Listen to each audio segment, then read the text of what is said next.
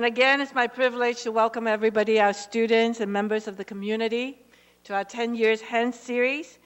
This morning, we are excited to welcome John Mackey, CEO of Whole Foods, and also his colleagues. We have Roberta Lang, General Counsel and Vice President for Legal Affairs, as well as Mike Bashaw, who is the President of the Midwest region. Let's give them a big hand first.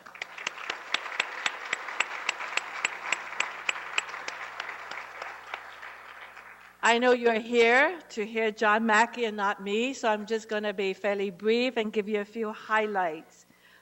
John was a philosophy major, and in his college years, he joined a co-op, just a good place to seek a community, and quite exaggerated in the media. His only goal was not to go there as a place to find women. And from his own words, he said that was quite exaggerated. But I just want to say John got the bug early on about health foods and retailing, what it could be. And at the age of 24, started his first store. And today, Whole Foods is an $8 billion enterprise and has been consistently voted as one of the best corporations to work for. I just want to say, I think many of you have experienced Whole Foods and know what it is about. But if we look a little bit deeper, I think that Whole Foods is one of those companies which is a breakthrough company and created a new concept and a new industry. And of course, the industry is the organic foods grocery industry. Along the way is the concept of healthful eating. But to make that concept come true at the scale of an $8 billion company, they would have to develop their own supply chain, as well as a set of new standards for that supply chain. They would also have to educate the customers. But along the way, I would say in these last 30 years, Whole Foods play a very major role in educating us about healthful eating. I just want to say, in addition to being an innovator, John is very much also an educator. He is the leader of the movement we now call conscious capitalism. I think a phrase that he was one of the early people who coined it and used it. Conscious capitalism is the idea that the capitalistic system is a very good system for exchange, and that businesses within that system could actually embrace broader objectives than just profits. And so he's a proponent of conscious capitalism, which is a combination of, again, capitalism as the foundation system and business being able to achieve a lot of good within that system. John has pushed this message by the actions and the strategies and the commitments of Whole Foods, as well as by the foundations he has founded. In the process, he has given talks, they have made grants, they have written about this particular concept, and I would say, most important, they have brought it to life. So let's give John Mackey a Notre Dame welcome.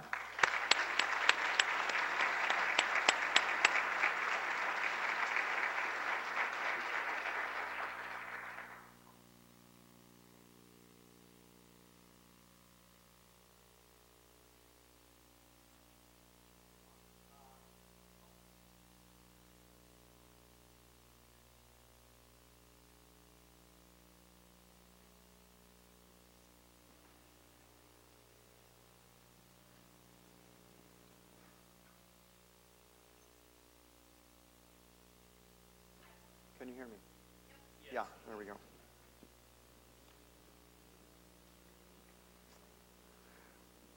Well, it's great to be here, and hopefully at the very least today I'm going to give you food for thought, no pun intended. And I made this similar speech last night. I'm going to try to do this one a little faster so we can save more time for questions. So if I tend to be racing it through, I'm actually saying I think you're really smart and you're getting it. And if you're not, we'll see that when the questions come out. So, first question is, do we need a new paradigm for the way we think about business and the way we think about capitalism? I think that when we get enough time, 30 or 40 years from now, I think historians are going to look back on the 20th century and they're going to see that there was a great ideological struggle and a great economic struggle that took place between two economic philosophies: capitalism and freedom versus socialism and government control. And I think that the 20th century sort of proved which of those systems worked better, which was capitalism and freedom, as we saw the contrast between the Soviet Union and the United States. We see North Korea, South Korea. We see the progress that was made in countries like Japan. We saw the challenges countries like China had before they began to lift the government controls on a lot of their economy. And yet, while capitalism won that struggle, unfortunately, it didn't capture the minds of the intellectuals who still hate it, nor did it win the hearts of the people who don't trust it. Instead, we see corporations today largely seen as, and portrayed in the media and demagogued by various politicians as greedy, selfish, exploitative, and basically sociopaths, only interested in making as much money as possible. We also see that the current deep recession that we're, I think, emerging from, I hope, we see that as the way it's been generally portrayed as a failure of laissez-faire capitalism, of markets run amok, market fundamentalism. And yet we don't ever see, or very, very seldom read or hear about the government failures that brought upon this recession.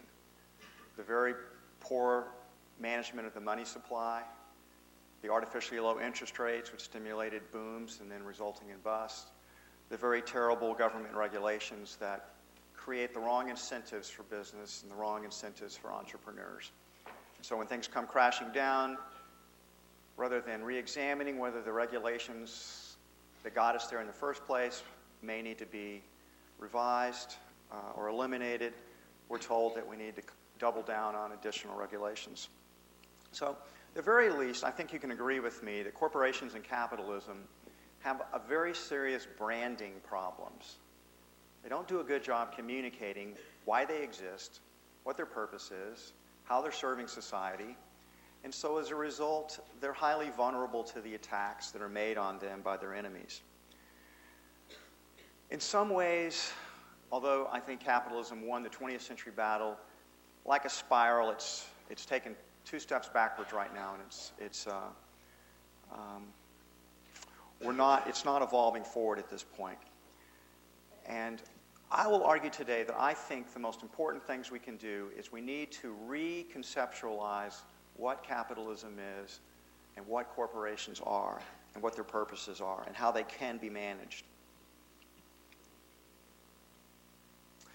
So I have to tell you that this talk's actually not going to be about capitalism very much. It's mostly going to be about conscious business. But I found that you draw a bigger audience when you put it out as conscious capitalism.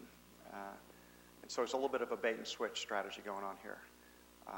But the basic parts of capitalism that I think need to be underscored are these 4 essential principles: secure property rights, freedom of contract, freedom of trade, and the rule of law. That any economic system that is going to be a capitalistic economic system is truly going to be a free system is going to have those 4 principles at the core of it.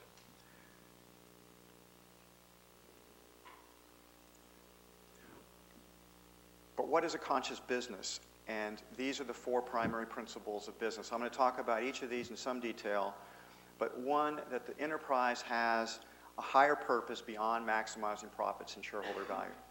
Not that there's anything wrong with making profits. In fact, I will argue that they're essential to the business. But that's not why they exist.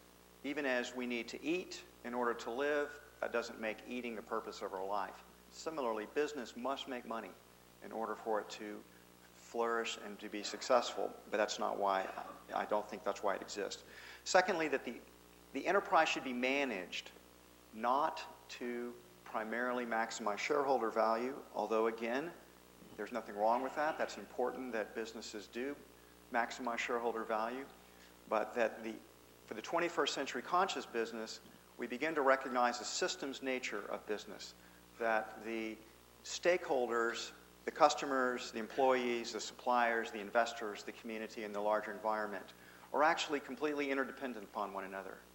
And it's better to think of that business enterprise as a system and to manage the enterprise in such a way that you can simultaneously create value for all of those stakeholders. Third, that the 21st century conscious business needs conscious leadership. Ultimately, a business will be no better than the leadership that it has. And the business leadership that is not conscious of its purpose, who doesn't understand the interdependent stakeholder system and can't think in terms of the system, and doesn't serve the enterprise, is not a conscious leadership. Fourth, it's essential that you create conscious cultures. Cultures that, in the very essence of the culture, in the DNA of the culture, that it reinforces the purpose, the stakeholder model, and conscious leadership. So, taking the first one, the purpose of business. What is the purpose of business? And if you ask that question, if you go to a party and you ask people at a cocktail party, or you ask people at a bus station or an airport, what the purpose of business is, most of the time, they'll either look at you like you're crazy, or they'll say, what do you mean what the purpose of business is? Everybody knows what the purpose of business is. The purpose of business is to make money. And it's sort of taken as a given. And yet if you think about it, that's kind of an odd answer to the question. Because if you ask what the purpose of a doctor is, they won't tell you the purpose of a doctor is to maximize profits. The purpose of a doctor is to heal the sick.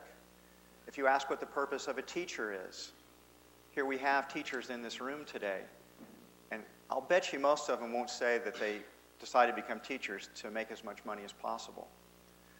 Although, of course, our professors need to be well compensated. But that's not why they're doing their job. That's not their purpose or function. If you ask what the purpose of an architect is, it'll be to design buildings, and so forth and so on through all the professions, even to the point of asking what the purpose of a lawyer is. And even though they are the highest paid profession, what they teach in law schools, obviously, is the purpose of lawyers or attorneys is to promote fairness, justice, the rule of law, to make sure that our society is, that the processes of democracy are fairly portrayed across the entire society. So why is it that we think business' purpose is to make money? And I would argue that's the single biggest thing that prevents business from being better understood and better loved in our society. It is seen, unlike every other area, is only concerned about money.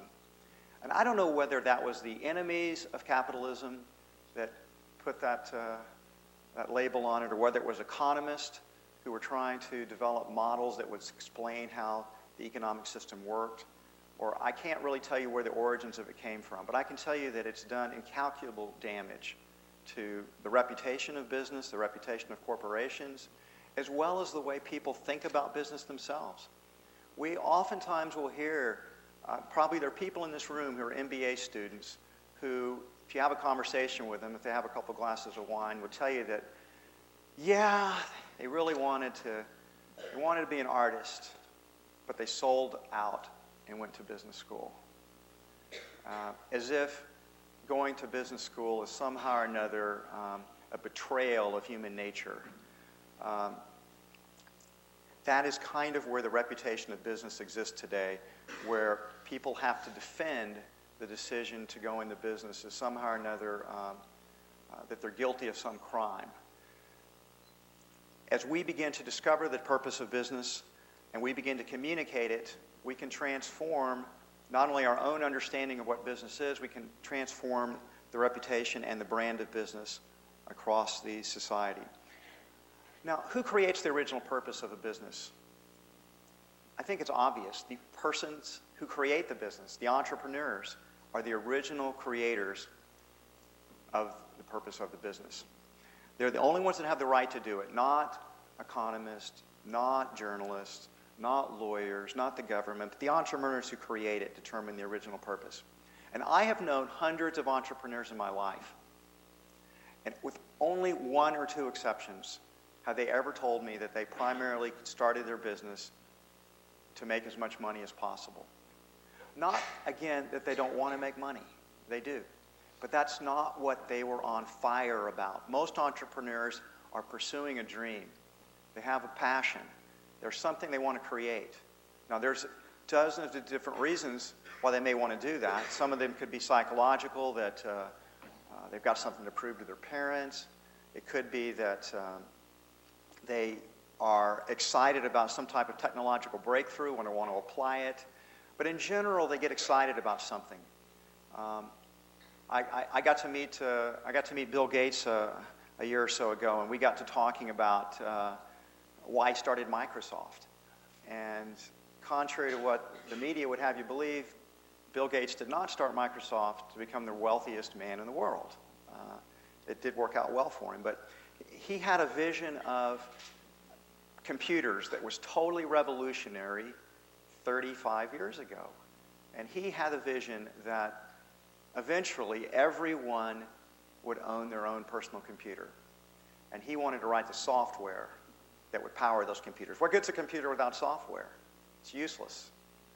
And 35 years ago, people laughed at the idea that, the status quo, people like controlled data, they didn't believe that people would ever want. They just saw personal computers as toys. There's no way that everybody would want to own a personal computer. But let me ask this question. How many people in this room own their own computer? How many own more than one? That's why Bill Gates is the richest man in the world. It's because he was on fire. He was so excited about it, he dropped out of Harvard and started this business when he was like 18 years old and 19 years old. And he had to, if you read his biography, he was so young and he looked younger than he was, and nobody would take him seriously, right? Because he looked like a kid. So he oftentimes had to do most of his negotiations not in person because he couldn't get the deal closed if he did. Anyhow, Bill was on fire about personal computers and software to run them. And you'll find if you delve into the stories of most entrepreneurs, there's similar stories that they were passionate about something. They create the original purpose of the business. It's only over time, oftentimes after the founder leaves, and you bring in professional management, oftentimes MBA-trained professional management, that you begin to focus strictly on things like return on invested capital, EVA, cutting costs, and so you bring this financial discipline, all necessary to the business, but oftentimes moving it away from its purpose, which animates it and gives it life. In my experience at Whole Foods, the purpose of the business evolves over time. It gets to greater and greater levels of complexity. I've watched, oftentimes when I do interviews with journalists, I get the first question I usually get is, gosh, John, when you first started Whole Foods, did you ever think it would, was this your original vision? Did you think it'd be this large? And of course, the answer is no, of course not. I didn't have that original vision. It was really, we just wanted to have one little store that would sell healthy food for people and we could make enough money to live on it. And it wasn't until we had a flood that wiped us out of business that we decided we needed to do a second store. And as we've opened more stores and as we brought new people in and we've engaged with our stakeholders, with our customers, with our team members, with our suppliers, with our investors, we've watched the purpose of our business continue to evolve. So it wasn't handed down from on high. It is something that emerges over time. I will argue that great companies have great purposes. You can have a little purpose or you can have a great purpose. You might as well have a great purpose. And the companies that you probably most love have a very great purpose. And stealing these ideas from Plato, the good, the true, and the beautiful, these are some of the greatest ideals that humans have ever been able to conceive of. To pursue the good, service to others, love, caring. to improve the health, education, and welfare and the quality of life for people. That is a very great purpose. And there are many businesses that pursue that purpose. Some of my favorite examples are Southwest Airlines, the Container Store, Nordstrom's. These are businesses, Joy DeVry. These are companies that are on fire about the pursuit of the good and serving others. What about the true? Can you imagine how exciting it is to discover something that no one has ever known before? In all history, no one's ever known this. And to take that truth that you've discovered and, like Prometheus bringing fire, to take that truth and as you share it and you develop it and you commercialize it, you change the world with it. There are companies that are dedicated to this, companies like Google or companies like Wikipedia or Genentech and Intel. These are companies that are furthering human knowledge and with it the evolution of our human society. We think of the beautiful, the pursuit of beautiful, usually we think of that as artistic. And yet there are companies that pursue that. My very favorite example of that is Apple. The computers that Apple's have built, from iMacs to iPhones to iPods, not only insanely great technology, but aesthetically simple and pleasing. And it's part of the reason why Apple has been such extraordinarily successful, because we find what they do to be beautiful, aesthetically pleasing, in a complex definition of what aesthetic and beautiful means. Another great example is Warren Buffett and what he's done with Berkshire Hathaway. In a sense, he's re-educated or helped educate people what investing really means and what the potentials of it are for individuals and for companies. And in a way, his great work of art, his entire life, has been Berkshire Hathaway. That is what he's poured his life energy into, and that is a beautiful company. And I think, although he probably wouldn't think of Berkshire Hathaway that way himself, that's how I see it. How about the heroic? The courage to do what is right to change and improve the world. My two favorite examples of great companies that have done that, are great organizations. One is what Muhammad Yunus has done with Grameen Bank. His noble, heroic purpose to end poverty across the planet Earth. Yunus believes that by the end of the 21st century, poverty will be something you only see in museums. And we'll look back on it, the people that are alive at the end of the century, probably some people in this room, we'll look back and say, how could we have ever tolerated so much poverty? And we'll look back on it like we asked the question today, how could we have ever had slavery? It's like immorally inconceivable, isn't it? And yet, we had it throughout most of history. Someday we'll look back on poverty, and Muhammad Yunus will get some credit for that. Also, Bill Gates, and so I'm a big Bill Gates fan. And what he's doing now with the Gates Foundation is certainly heroic. He's motivated by a quest for heroism, and humanity is benefiting as a result. The paradox of profits. I am now old enough experienced in life to have some insight into how you're happy in life. So some of you are young. I will tell you that the worst strategy you can go about to be happy in life is to make that your primary goal.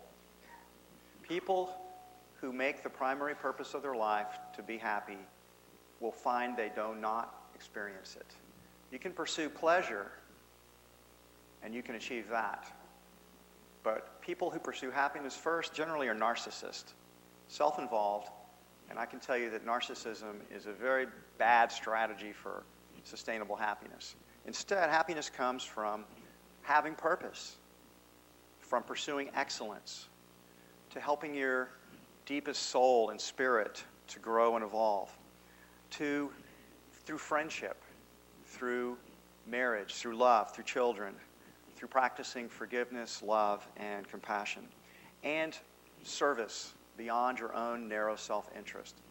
If you do those things with a passionate whole heart, you will one day discover that your life has been amazingly happy. That's the best strategy for it. Similarly, profits are best experienced and best created when they're not the primary reason why your business exists.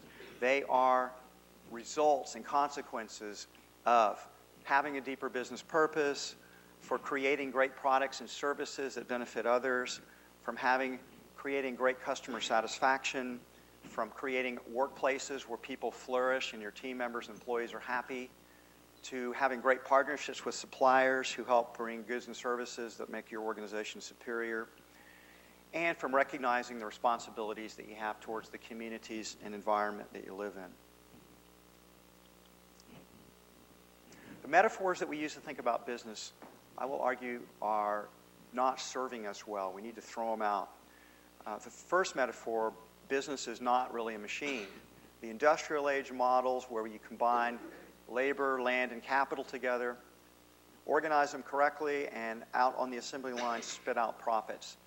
That's not really a very good, useful metaphor any longer. It might have been 200 years ago, but it's not today. Neither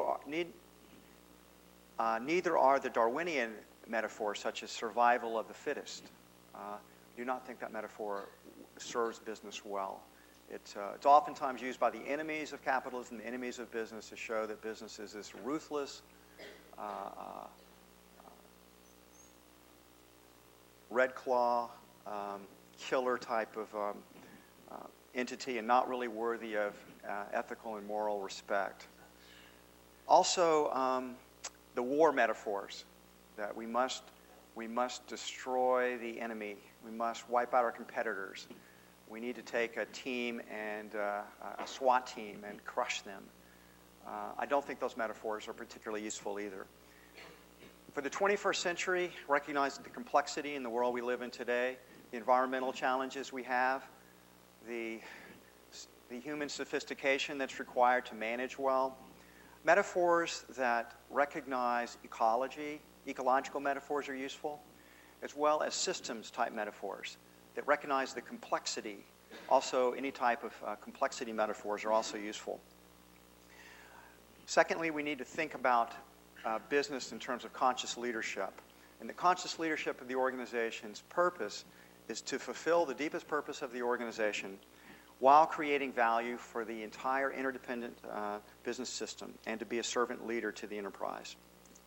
If we will create value for the entire interdependent system, that will also maximize profits. So it's paradox. Even if you're only interested in maximizing profits, the best strategy to maximize them is to manage the entire system because it's completely interdependent. If you don't manage the whole system well, you create negative feedback loops that come in and short-circuit the efforts you have to maximize profits because it's too complex to take a simplified vision of it where you're just simply trying to maximize the earnings, ignoring the other interdependent stakeholders. I do believe Whole Foods is an example of a conscious business. These are some of my other favorite examples. I named most of them before. But the only one I know that much about is Whole Foods. So I'm going to talk about that as our primary example here. I don't know how clear. That's such a big screen. Can people see that back there pretty well? This is a simplified model of a conscious business. And at the center of the business is the purpose and the mission for why it exists. And then it has its core values, which support that purpose and mission. And then radiating out like spokes on a wheel or are the major interdependent stakeholders. The customers, the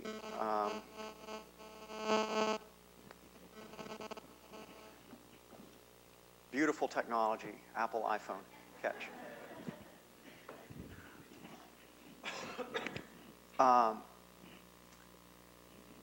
The customers, the team members, the suppliers, the investors, the community, the environment, radiating out like spokes. And a simple way to think about this if you're a retailer that kind of makes the point is the job of management at Whole Foods is to make sure that the team members are well-trained and that they flourish and are happy in the workplace. If they are flourishing, then they take care of the customers and help the customers to be happy and to be satisfied with the business. Happy, satisfied customers result in repeat business, which results in happy investors. Happy investors means the business continues to flourish economically, and you have a virtuous circle or an upward spiral.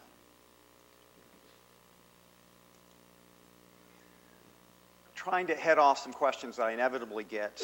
What we teach in business schools, and we teach analytical skills, which are important skills. We teach people how to analyze things into its parts. We tend to teach people how to think in terms of cause and effect.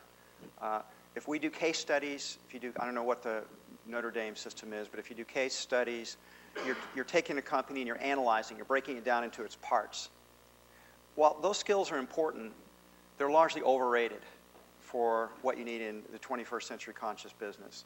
Instead of mere analytical skills, you need your mind to be able to develop in terms of seeing systems, to be able to see the interdependencies, to be able to see the relationships. Because when you think analytically, you tend to think in terms of trade-offs. You tend to think if some part of the system is flourishing, it must necessarily come at the expense of another part.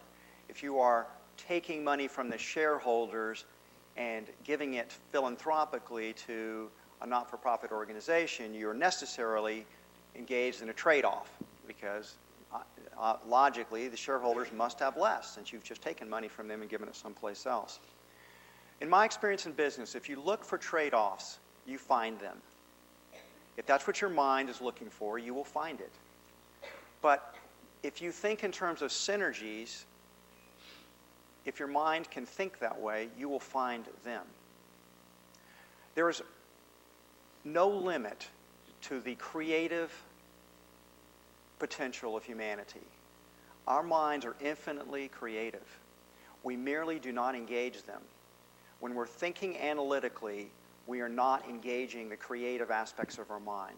And what we have to do, while not throwing away the analytical skills, we must develop the mindset and the mental skills to be able to think in terms of syntheses and synergies, and we must learn to be more creative. So we have to be able to light up our mind in different ways in different appropriate circumstances. The creative mind that thinks in terms of systems doesn't see the zero-sum solutions. It finds when it meets challenges that that's a stimulus for creation. The creativity comes up with unique solutions that you were unable to see before, whereas the analytical mind gets stuck. The challenge I'm going to put to the people here today is every generation is unconsciously giving challenges by their parents and by the generation that comes ahead of them, because that generation that's in power couldn't figure out a lot of the solutions to the challenges in the world. As I said, I think in some ways the United States is in retreat right now. We're moving backwards. We're kind of in a disintegration process.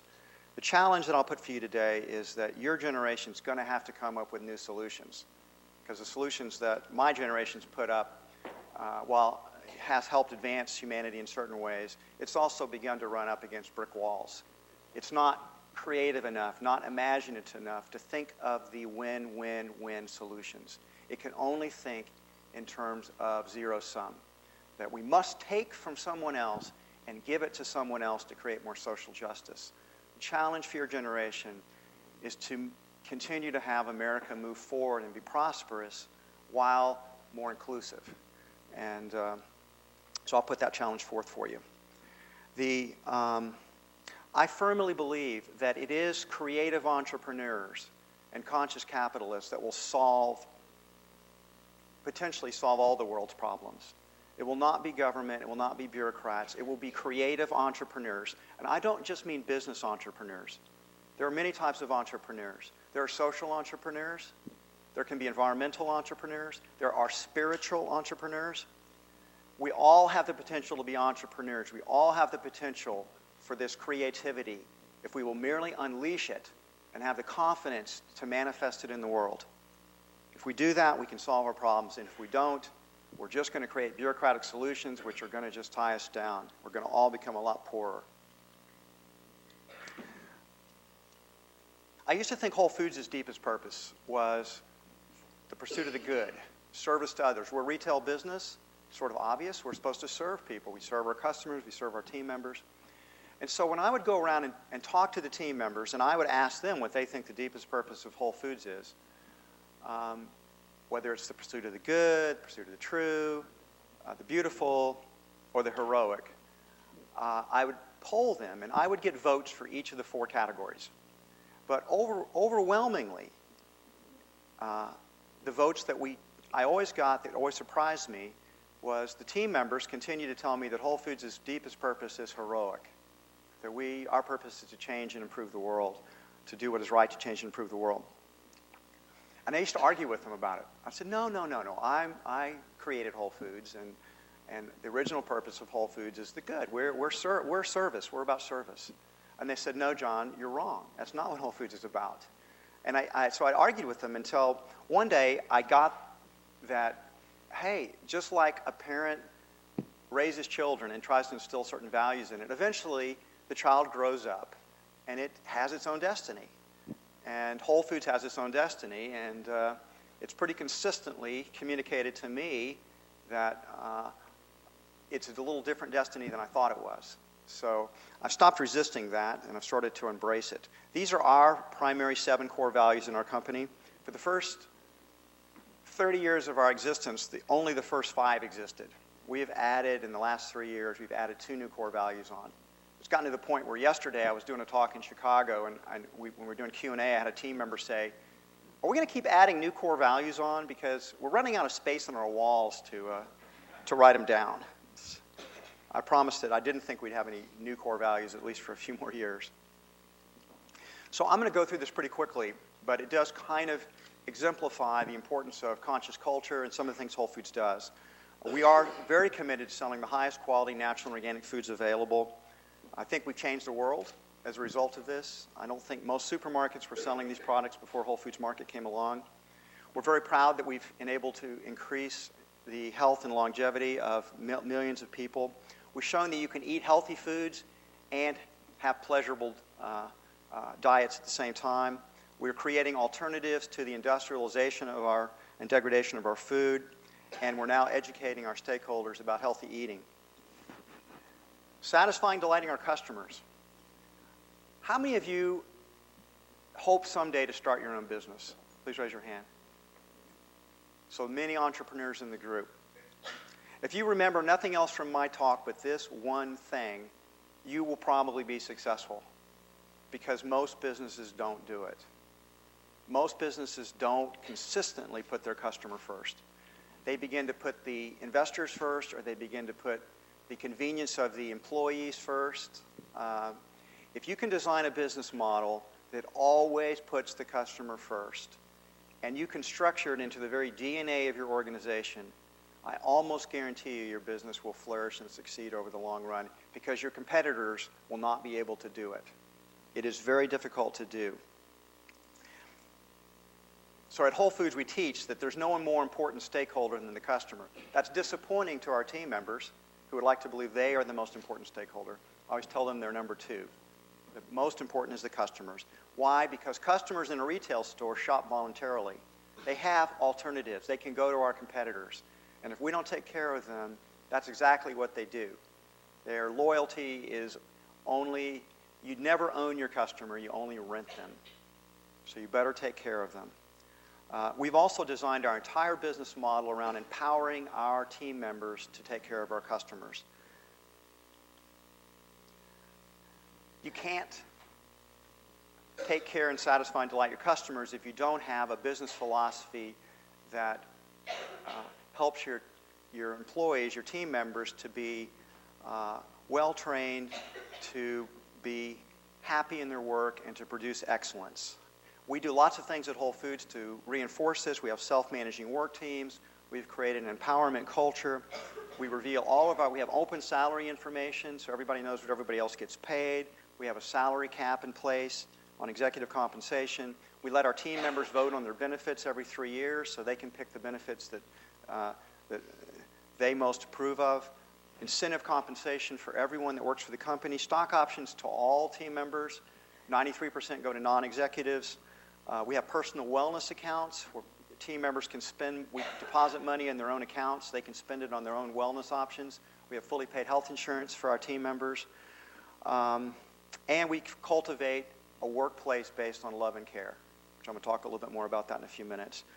And this has worked very well for us. We've been named one of the 100 best companies to work for 13 consecutive years. Sometimes by the time I get to this slide, the business people in the audience oftentimes think I don't care about profits because I'm talking about purpose and I'm talking about the paradox of profits, and it seems like I don't really have a commitment to it. But in fact, Whole Foods is very committed to profits. You cannot fulfill your purpose without them. And we rank our investors as our third most important stakeholder. We do view that the money that they've entrusted to us, that we have a responsibility to be good stewards of that money, to be frugal, to invest it wisely. It's not something for executives or management to spend on their own comforts. It's that we are servants to our investors, and the money they've entrusted to us, we must spend wisely and to get good returns for them. If we don't, they just can take it away from you. They invest voluntarily as well, and since we're a public company, they can choose to invest in another company, and they have alternatives in investing. But I don't think it's well understood that capital is the fuel that produces all progress in the world. I'll talk more about that in a second. Here you can see that Whole Foods, we have been very successful. We are the fastest growing public food retailer in the United States, $8 billion in sales, on the Fortune 500. We've had very strong returns on invested capital, very strong same-store sales, and even with the downturn in the economy, our stock is still up 1,700% since we did our 1992 IPO. This is one of my favorite slides. It shows the important role that business plays in our society. Do you realize that less than 200 years ago, it's not very long, less than 200 years ago, 85% of the people alive on the planet Earth lived on less than $1 a day. We sometimes hear about, there's still billions of people that live on less than $1 a day. That's true. It's about 1.3 billion people, 1.4 billion people live on less than $1 a day. However, that's only about 20% of the total world population. Whereas 200 years ago, 85% of the people alive lived on less than $1 a day. Humanity has made great progress, and although we have a long way to go to lift everyone out of poverty, it has been capitalism that has done this. It has been corporations. It has been business. And business does not get the credit it deserves because it's business that creates prosperity, not governments, not bureaucrats, not rules, not economists, entrepreneurs, business people. By accumulating capital and reinvesting it, we've had continuous progress that is eliminating poverty. It is one of the most important roles that business does, and it does a bad job of communicating it. I do not have a philosophy that you should try to squeeze your suppliers. Your suppliers are people you should be in partnership with, that you should have a relationship with them, not that they take advantage of you, but in a partnership, you are both seeking the win-win solutions. You're both seeking to flourish. And I can tell you that Whole Foods would not be successful today without our suppliers. They have been the real secret to our success, and it's given me great happiness to watch so many of my entrepreneurial friends who started out in their garages or in their bedrooms or making stuff in their bathtubs to become successful and to sell out and lots of them become millionaires. This is a widespread food trend in the United States. I'm sure you're all aware of it. Local products are exploding. There is a renaissance, a renewal in local agriculture around our country. And Whole Foods is trying to contribute to that. We've now made $3 million in loans and small amounts of money to 54 of our small producers around the United States, also in Canada and the UK. We're committed to helping the poor farmers around the world. We do this with our whole trade guarantee. We work with the Transfair, Flow, Fair Trade, Rainforest Alliance, and these are our partners to help certify the labor practices and the environmental sustainability. And we donate 1% of our sales goes to our Whole Planet Foundation. And we've, in 2009, we did over $200 million in sales in whole trade guaranteed products, so we get donated $2 million. This is one I've had a debate. I had a debate with Milton Friedman about this, and this is still one of the ways people misunderstand. This is that trade-off type of thinking. But I do think that business has a responsibility to be good citizens in the communities that it exists in. I think citizenship is a good metaphor. It's one of the metaphors we should encourage. And as a citizen, you have responsibilities. You don't have infinite responsibilities. You're not slaves. You don't have to turn everything over, but you try to do the right thing by the communities that you're in. And Whole Foods sees that we have responsibilities to our local communities, we have responsibilities to our national community, and we have responsibilities to the global community, as well as responsibilities to the larger environment we're all part of. Our philosophy is we donate 5% of all, a minimum of 5% of our profits to not-for-profit organizations. We do about 90% of those donations locally. Our stores distribute the money. And so we support literally thousands and thousands and thousands of organizations on a local basis each year. On a global basis, we created a foundation called the Whole Planet Foundation. We're working with Muhammad Yunus on this.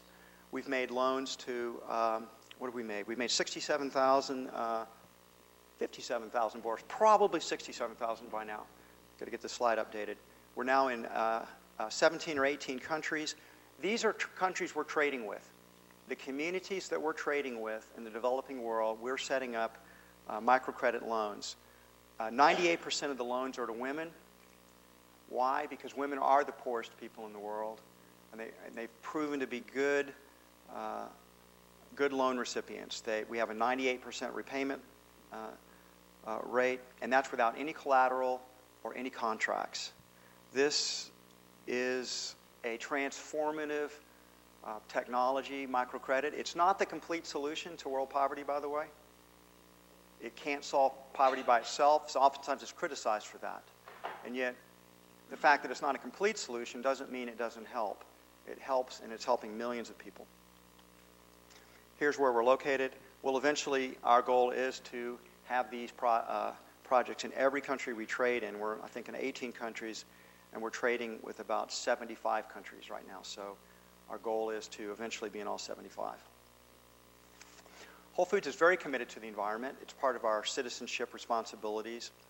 We primarily do this at the very core of our business with our commitment to organically grown foods and sustainable agriculture. We've replaced for 4 years 100% of our energy use through WinREX. We're committed to green building. We've had over 30 stores now get LEED certification. The last several have been gold level certification. Our stores have green mission teams. Our team members organize into teams to, particularly the young generation is very environmentally aware and sophisticated and committed to it. And our stores organize into these small green mission teams, and they push the company forward to help us walk our talk here. We're also committed to sustainable seafood, to animal welfare, and I think the way to think of environmental strategy should be thought of again as win-win-win type of strategy that's benefiting all of the stakeholders. I'm not going to talk about this too much, but sustainable seafood is a very important environmental issue. And most people in this room are not conscious that we are fishing out the oceans. This is a serious problem. It is a tragedy of the commons, because when something belongs to everyone, it belongs to no one. Whole Foods is doing lots of stuff to do it. What we see in our stores now, we're working with Monterey Bay Aquarium and with Blue Ocean Institute to begin to label the species in terms of its sustainability so that customers can make fully informed choices. So the species that are less sustainable, they will make choices to not purchase those species. Look at some of our tags. What we're doing to livestock animals is a great ethical wrong. Most people are not conscious of it. They don't want to know. So we tend to look the other way. But in fact, there's great cruelty that's happening in livestock animals. Whole Foods is trying to change this. We've been working with animal welfare organizations such as the Humane Society, PETA, Animal Welfare International, and other organizations to develop a farm sanctuary in order to develop animal welfare standards. We've taken these standards and we've created a foundation that we've now made a public foundation called the Global Animal Partnership, and we're trying to convince other retailers and other organizations to adopt these standards. So we've turned these standards over to the world because we think they're great standards, and instead of being all or nothing standards, they have different gradations. So we're trying to create a race to the top so that farmers and ranchers will compete with each other to improve their animal welfare. And as soon as you get a 1 rating, you try to figure out how to get to the level number 2. When you get to level number 2, you want to be level number 3. So we think creating that type of incentives and letting our customers select the products that have the highest degree of animal welfare is a good solution and part of our environmental commitment. We'll talk briefly about kind of in the last 15% of the talk. So I know it's been kind of long, but hang with me a little bit longer. Conscious culture. You can talk about purpose, you can talk about stakeholders, but unless you create a culture that reinforces it, you won't be able to sustain it. You have to change the strategies, structures, and processes of your organization and make those conscious in a way that supports everything else that you're trying to do. Some of the things Whole Foods does, we're total believers in teams. Everybody that works for our company is in a team. The teams fulfill the human need for belongingness, for community. We're not a bunch of lone wolves. We are intensely social beings, and human potential flourishes best in community within teams. Belief in empowerment. You cannot unleash the creativity of people unless you empower them. It's that simple. If you don't trust people, you don't empower them. And if you don't empower them, you will not get the best out of the people on your teams. So we believe in radical empowerment at Whole Foods. We decentralize as much authority as we can into our 12 regions, and the regions decentralize into the stores decentralize into the teams decentralize to the individual that's part of that team.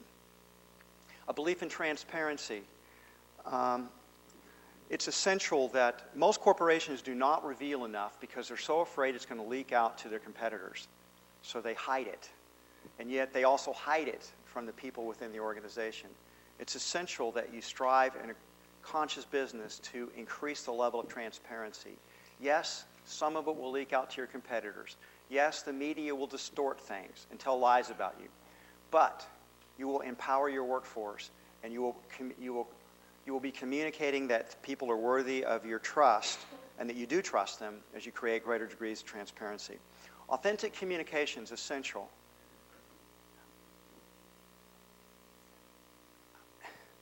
It's so frustrating, and I think I speak for probably most people in the room, to realize how routinely our politicians in power lie to us.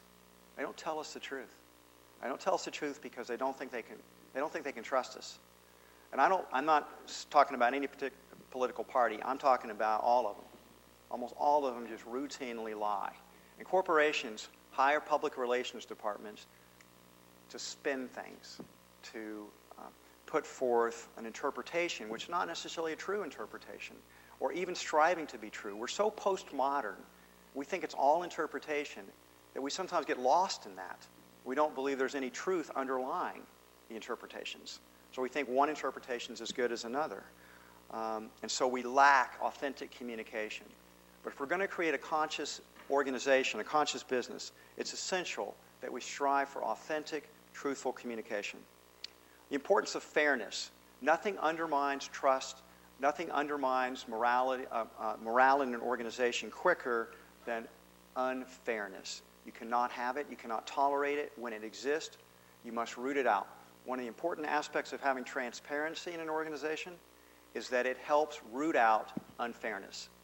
By having transparency in our compensation, for example, by everybody knowing and everybody else gets paid, that helps root out unfairness. You have to be able to justify everybody's rate of pay. Finally, and most importantly, to try to create a culture based on love and care. Love and care are not They're the most important qualities an organization can have, and yet we're afraid of it. We're afraid of it in business. We think that if you really allow love and care to exist, that you aren't going to be able to make the tough decisions. American business prides itself on being tough. We're tough. We can make the hard decisions. We fire the 20% of the weakest people every year, the 10% of the bottom people. It's a macho, tough guy kind of culture, and it's deeply flawed as a result. That in fact, not speaking in terms of any kind of gender stereotypes at all, but the more traditional feminine qualities of love and care are what's largely missing in our organizations, and that's the qualities that most need to be instituted. Not only by promoting more women into leadership positions, by having men grow and open their hearts and allow emotional intelligence to be seen as equally as important as IQ. In fact, I will argue that a far better predictor of leadership success in the long term is emotional intelligence as opposed to simple IQ. And a challenge I'll put to business schools is they need to do a better job of communicating this, a better job of teaching communication skills, listening skills, emotional intelligence. And I put it out there because part of my job is to put it out there, because when I do it, it gives permission for others to do it. It's essential that our organizations and leaders begin to manifest love and care in their leadership style, and that they embody it and they give it permission to exist. And you can't create a great organization unless love and care circulate all the way through it.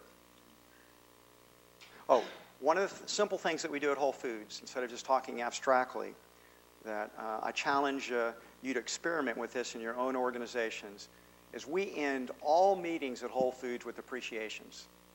And appreciations are voluntary. We set aside 30 minutes, sometimes an hour, for people just to share and thank each other for the things that they appreciate about each other. And it's done in a very natural sort of way. Again, no one's compelled to do it. It's incredibly powerful because typically in meetings, people tend to want to factionalize and break into these different disparate groups and judging each other. When you move to appreciations, you reunify the room. You reunify. It's very difficult to be angry and judgmental at someone who just told you what a wonderful person you are and how glad they are to be working with you. At the same time, when you appreciate your peers, that shifts your consciousness out of judgment into a loving, caring consciousness. So we've been doing this at Whole Foods for 25 years now, and the last holdout against appreciations was our board of directors. And we've been doing appreciations about the last 4 or 5 years at our board level. And it's worked wonders there as well. I'm going to talk briefly about nonprofit organizations. This institution is a nonprofit organization. And the thing that nonprofit organizations get that the corporate sector doesn't get, they get purpose. Notre Dame has a higher purpose. I can hardly travel around. I see stuff written up all the place. Notre Dame is putting forth a vision of higher purpose. And that's one of the great things about nonprofits. They get that. The challenge that nonprofits have is while they get purpose, they oftentimes have kind of an anti-profit mentality. They've kind of, I'm not saying Notre Dame does, but many nonprofits do. And as a result, they're not as sustainable as they could be because they have this kind of feeling that money is kind of dirty. There's something not good about it. So I think that's where nonprofits need to learn from the for-profit sector, how to be more sustainable economically. Does this chart look familiar? Does this look different? It's the same. It's basically the same thing I put up before when I showed a conscious business.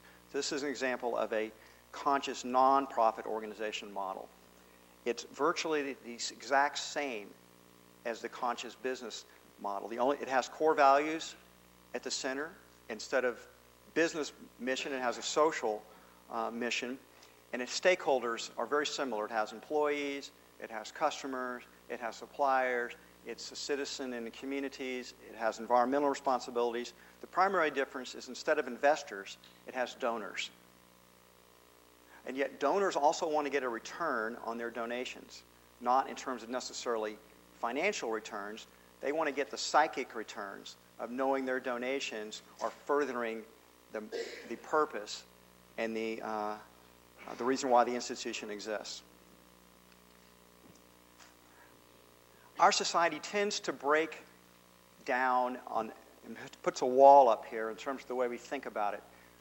One of the main reasons I wanted to do this talk today is to get to challenge this sort of worldview, that on the left side of this wall are the not-for-profit governmental sectors of our society that are motivated by public service, that have a deeper purpose, and therefore they are good. On the other side are these greedy, selfish corporations who only care about money and who routinely exploit their workers, their customers, the societies that they live in. They despoil the environment. They are evil. This is how we've kind of divided the world up. It is a model, is a metaphor that has more than outlived its time. We've got to tear this wall down. We've got to see that the simplistic view of human nature, that we are either saints and selfless, altruistic people who devote our lives to noble causes, or we're these greedy, selfish people who only care about money, is not being fair to human nature. There's a golden mean, an Aristotelian mean. We can call that creative love, which, by the way, came from a philosophy professor that worked at Notre Dame named Tom Morris. I read a bunch of his books, which recognizes that we have a love of self and a love of others. That, in fact, love and care starts with our own being. It moves to our families. From there, it can move to our communities, our tribes, our nation. We can begin to empathize with all mammals, potentially reaching all sentient beings. That love can be an ever-expanding spiral upwards.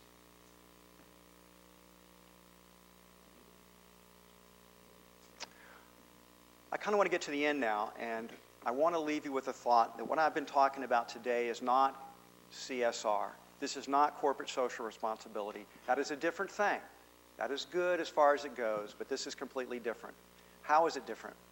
Because CSR is still taking the traditional business model of not having purpose, but merely making money, having the same type of structures that traditional corporations have, and then grafting onto those structures a corporate social responsibility department.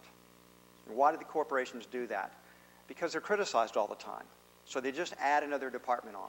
They don't transform themselves. They add another department on, the corporate social responsibility department, which generally reports to the public relations department, and that reports to the marketing department. And so you see corporations constantly trying to spin things. And corporate social responsibility is one of the things they're spinning. And of course, what are they accused of? They're accused of greenwashing. Why? Because that's what they're doing. And whereas the conscious business doesn't try to graft on social responsibility, it puts it at the very essence, at the core of why it exists. That social responsibility is not something you add on. It is something that must be at the center of your entire business model. And that's why the conscious business is different than corporate social responsibility. So I want to see traditional business evolve from left to right, from profit-focused to purpose-focused, from only shareholders winning to all stakeholders winning, short-term to long-term, zero-sum to win-win-win strategies, conflicts of interest to harmony of interest, from focusing on trade-offs to seeing synergies, from being disliked to being loved and valued, and from being not trusted to being trusted. So I want to conclude today by saying I do believe, I hope I've made a case, that we need a new paradigm. We need a new way of thinking about corporations and business and capitalism for the 21st century. We need to support the key principles that underlie any free economic system, those being property rights, freedom of contract, freedom to trade, and the rule of law. Businesses must discover their higher purposes and must manifest them. We must see a stakeholder philosophy begin to take root, the interdependency of all those stakeholder groups. Conscious leadership must serve the purpose and must serve the enterprise, not itself. We must see conscious culture implemented into corporations that will reinforce and give us the strategy, structures, and processes the organizations need to remain conscious.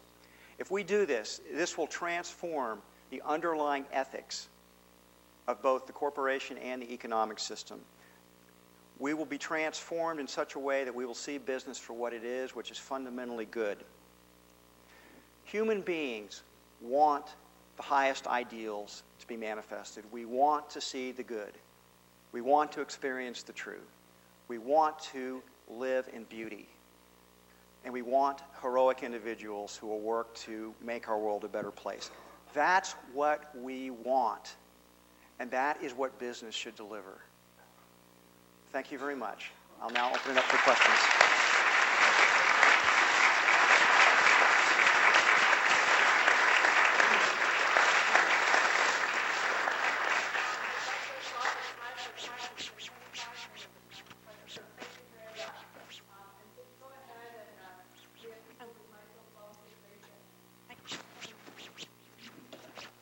Hello.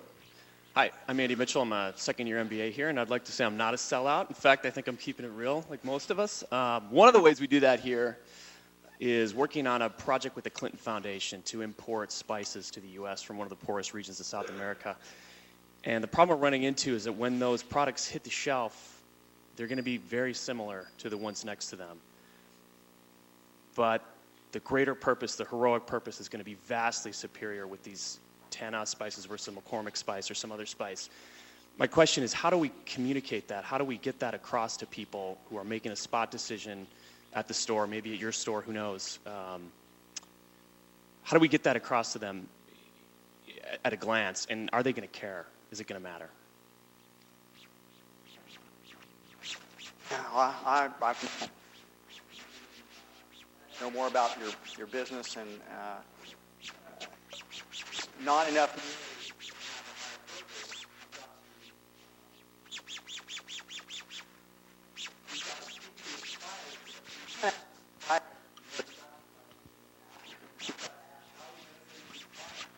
If you want Whole Foods to sell those products, how is that going to benefit Whole Foods? And certainly, the idea of communicating a higher purpose is important, but that in and of itself will not be enough. You have to have a complete business system. You have to look at the prices. You have to look at the sourcing. You've got one aspect of it, and a very important aspect of it. And now you have to enlist your creativity, your marketing creativity, in such ways that you can communicate that in ways that both the retailer and the customers will find compelling. Our company we work with called World for Good, and they import a number of products from handcrafts primarily from around the world, and it's fair trade connected, and we've done very well with those products. And you've got to get your story, and you've got to be able to communicate your story in such a way that it really engages people. And so you really have a marketing challenge primarily.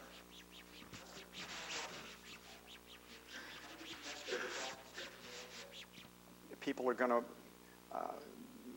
want to do business with you.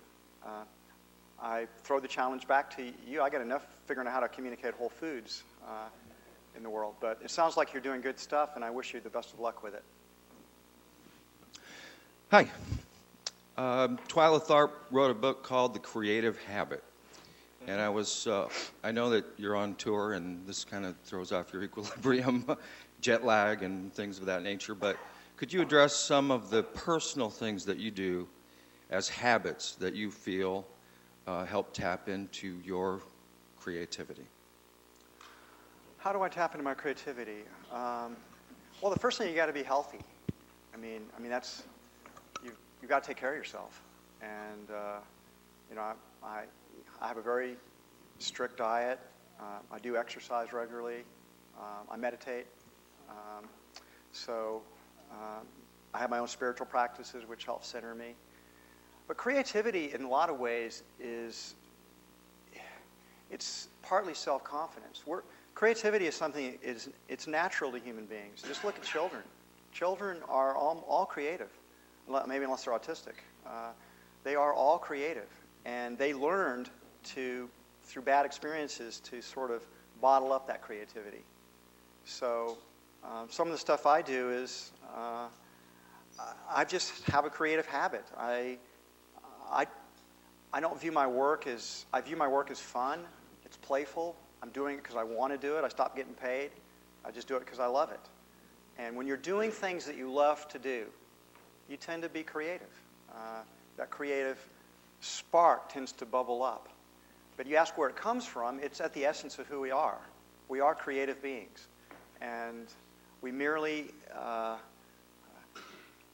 we have to give it permission. We have to encourage it. And I don't know, how am I talking right now?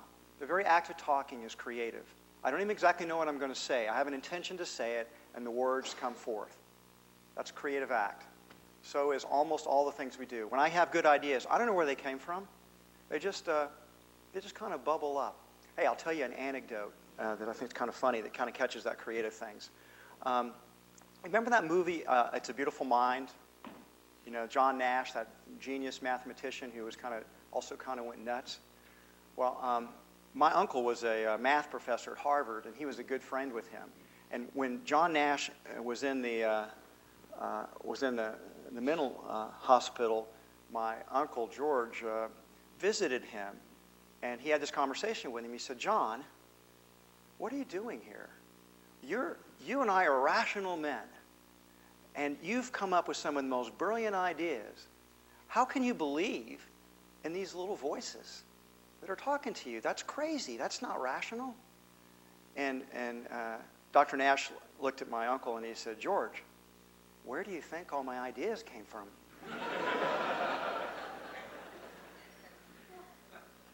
So creativity is a mysterious thing, and we have to encourage it, and we also have to give it permission, and we have to have enough self-confidence to express it. Hi, my name is Katie. I'm in the MSA program, and I guess my question is twofold. First of all, going back to that 5-step factory farming idea, I was wondering, how is that communicated to the average farmer, and what is the incentive in that for them as far as the average farmer? And second, Whole Foods is obviously a sustainable company that can sustain, I mean, that's the mission and your passion. However, what would you say is your biggest challenge, or has been your biggest challenge? Okay, those are two very separate questions. So Yes. don't give that mic away in case I forget the second one. I'm answering the first one. But the first one on the 5-step, I mean, first of all, the farmers do care about their animals. I mean, that's one of the stereotypes, that when we put the farmers together with the animal welfare people, there was a lot of mistrust, because the people like the PETA people were convinced that these farmers were horrible people who didn't care about animals and just routinely exploited them. And of course, the producers felt like the PETA people were these eco-terrorists, animal rights terrorists who were throwing bombs and stuff. So there was this huge lack of mistrust. Of course, as they spent more time together, the animal welfare people could see that these farmers actually did care about the animals. And the animal farmers could begin to see that these were actually rational people, not a bunch of bomb throwers. And so that did make for much greater communication and understanding, which helped create the standards that we have today. So the first thing to realize is the farmers really do care about their animals, but most of them feel under competitive pressure. If they think in terms of trade-offs. If I take care of my animals here, it's going to cost me money to do that, and I'm going to be at a competitive disadvantage against the guy who's not doing that. So in a sense, there's a race to the bottom, where animal welfare doesn't make any difference because it's not something that's rewarded in the marketplace. So what we're trying to do is reward it by calling forth the highest levels of animal welfare, because we believe that the farmers themselves are not going to want to see low ratings on their products. They have pride. They're going to want to see how they can get their ratings up. We also believe that our customers are going to naturally be willing to pay more for products that have the highest degree of animal welfare. So the belief is that by making it more transparent, taking it out of and it's hidden now, by making it more clear and more transparent, that people will make, both consumers and farmers will make more responsible choices that will benefit the animals. So that's an experiment. We don't really know. We're just now getting it out into the marketplace. And 2 years from now, I'll know a lot more about whether it's going to work or not.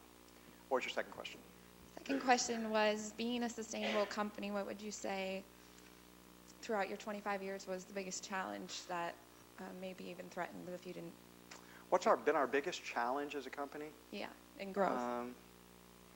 I mean, as an organization, it's been over 30 years now, and as an organization it goes through certain stages. So the initial stage that almost every entrepreneurial business has initially is it doesn't have enough money. I mean, you have to overcome that first challenge. I mean, my first store, we capitalized it with $45,000, and we were always up against it. And for the first, over 10 years of our existence, from 1978 to 1988, it was never having enough money. And that was the huge challenge, from having a flood that wiped us out, to scrapping to save every dime, to working with suppliers to get extended credit. So money was a huge challenge. Then we took venture capital money in. The next big challenge was, how do we get these guys out of here before they take the company over? So you had new challenges there. Then we went public, and now we had all this money. So we no longer had the money problem. And then the challenge was, how do we grow fast enough to maintain our integrity, maintain our mission, our values? What's the fastest we can grow without destroying that? How do we maintain our culture? How do we evolve the culture? So today, I'd say Whole Foods is, our biggest challenges are, we have a lot more competition now. We have a lot more competitive challenges. We used to have a field to ourselves, kind of, and despite the Federal Trade Commission believing we're a monopoly, in fact, we've never had more competition than we have right now, and that's forcing us to innovate. And that's the stuff that you saw about seafood sustainability and animal welfare. That's motivated by caring about sustainability. It also helps create competitive advantage for us and helps differentiate us from our competitors. That's an example of win-win-win type of thinking. So our challenges now are not financial primarily, they're competitive. And there's also the ongoing challenge that's at every level of business that expressed when he was talking about his spices. There's the never-ending marketing challenge. How do you communicate who you are, what you're trying to do, what your values are? Because people are busy. I mean, everybody. If you go into one of our stores, one of the things you'll notice is that we've got thousands and thousands and thousands and thousands of signs. We are constantly trying to communicate with our customers, and nobody can possibly read all those signs. It drives the Whole Foods Market team members crazy when I tour the stores, because I'm the only person that ever looks at all the signs, because it's communicating who we are. So I'm always criticizing the signs. So they know when John is coming to the store, get all the signs together, because he's going to be nitpicking them. So marketing remains an ongoing challenge. So those are some of the challenges, but they'll be different for each enterprise. Oh, and there's always a challenge of you have to bring more professional people in as your organization grows, but you don't want that to destroy your culture. So you have to find good ways to indoctrinate. I don't know if that's the right phrase, but you have to be able to enculturate the outside professionals that you bring in to make their loyalty to their organization be greater than their loyalty to their profession, so that they don't first identify they're accountants or they're attorneys or they are IT people. We want them to first identify with Whole Foods first and their profession second. So how about that for some challenges? Thank you. You're welcome. Hi. Something I particularly like about your company, you mentioned this in your presentation, is your focus on, I guess, spreading this philosophy of healthy eating, and I guess correlated to that, the sustainable and I guess ethical agriculture and farming practices. I'm curious how you square that with the fact that, at least in my experience, most of your stores tend to be concentrated in very wealthy areas. Take Chicago, for example. I think you have half a dozen stores, all of which are located north of Roosevelt. How does Whole Foods plan on spreading that, I guess, healthy, sustainable eating philosophy to, middle and lower class populations? Well, first of all, we have specifically South Bend. We have 17. We have 17 stores in Chicago, so We are pretty much all over the city. But you have to open your stores where they'll flourish. You're creating win-win-win strategies, and your first obligation has got to be to open stores that are going to be successful, as opposed to stores that aren't going to be successful. And I get this question a lot. Whole Foods has opened stores in less affluent areas, and what happens is, and I'll give you two examples. In Chicago, our very first store in Chicago, we opened on North Avenue. It was only 2 blocks from Cabrini Greens. And this was not the area that it is today. It was a very mixed area. And our board almost didn't approve it. They said, "You're crazy. You can't open a store there. That's a friggin' ghetto. You got gang warfare going on out there." And they were, we did it, and we watched that whole area transform itself. So now it's an affluent area. Same thing happened when we went to Washington, D.C. We opened a store on P Street, which was a very rough area. And that was a great thing. If you owned property on P Street, you got wealthy, because we drove the property values up tremendously. So Whole Foods coming into a poor area, that area gentrifies.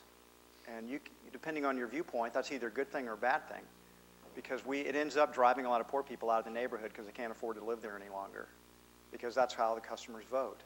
So we're going to continue to open stores, and we will continue to open stores that are kind of in mixed areas. We won't open any stores simply because we're not Marxist. We won't open them simply because they need us to go there.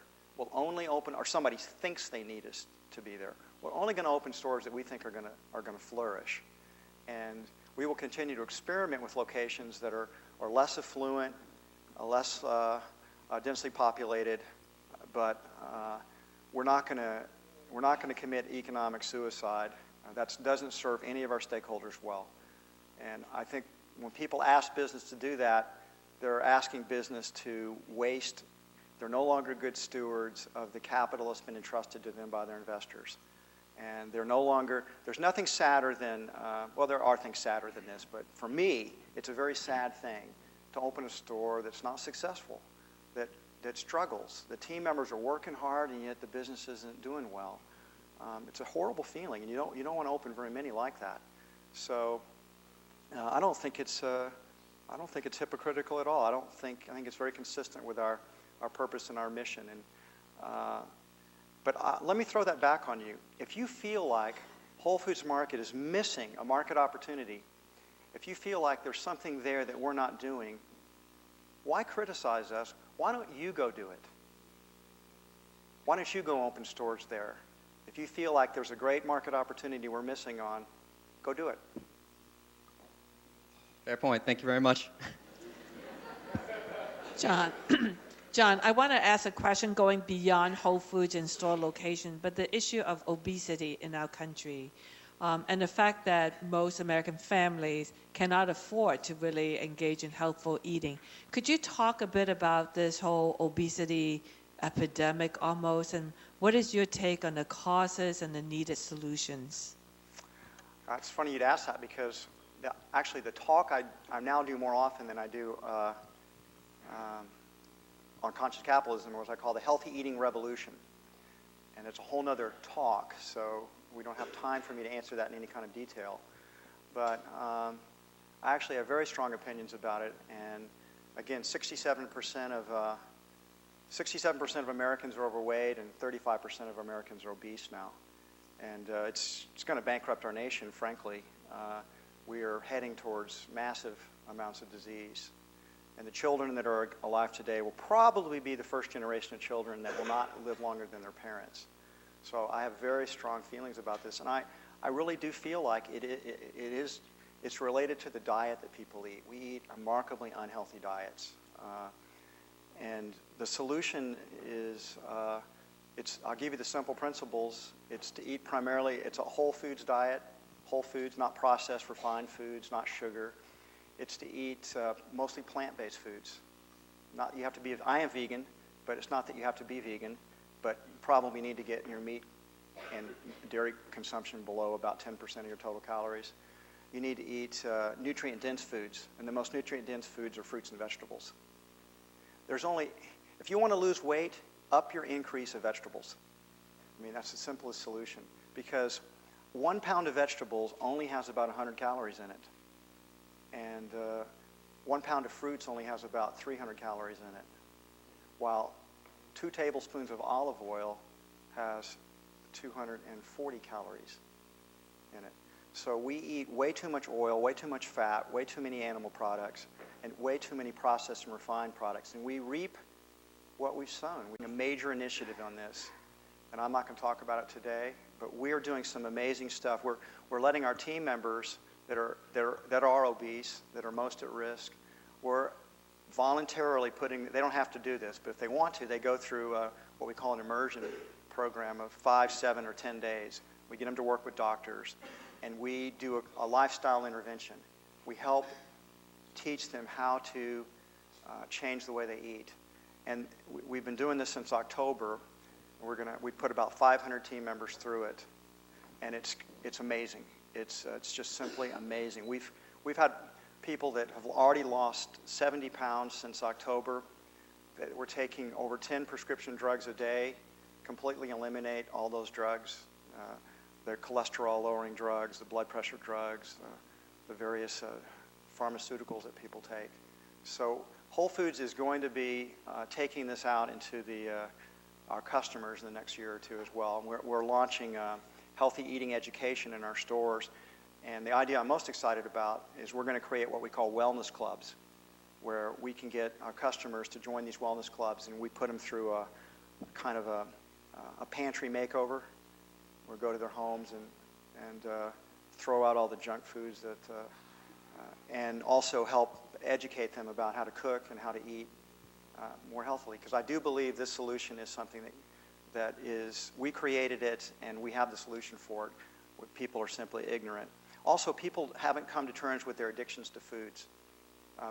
Most of us have very addictive food patterns. And I can tell you from personal experience that you can learn to like any food. For those of you that smoke, you probably didn't enjoy it the very first time you did it. You had to teach yourself to do it. If you drink, first time you had a first beer, you probably didn't like it. You taught yourself to like it. You can learn to like nutritious foods. You can learn to like vegetables and fruits and grains, beans, nuts, and seeds. It's just a question of getting your palate used to it. So that's probably a longer answer than anticipated, but I'm very passionate about this. I really do feel like we need a health revolution in America, and it's going to have to be, we're not going to get it from the current medical system. It makes so much money on drugs and cancer treatments. There's no way they can possibly move away from it. We're going to have to do it ourselves through re-educating ourselves about healthy lifestyle. John, thank you very much. On behalf of the students and faculty of Notre Dame, we encourage you to write back to us.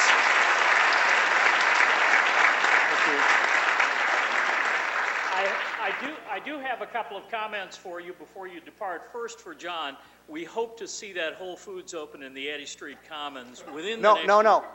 He's going to do it. or the competitor. We're looking forward to that. Thank you so much, John.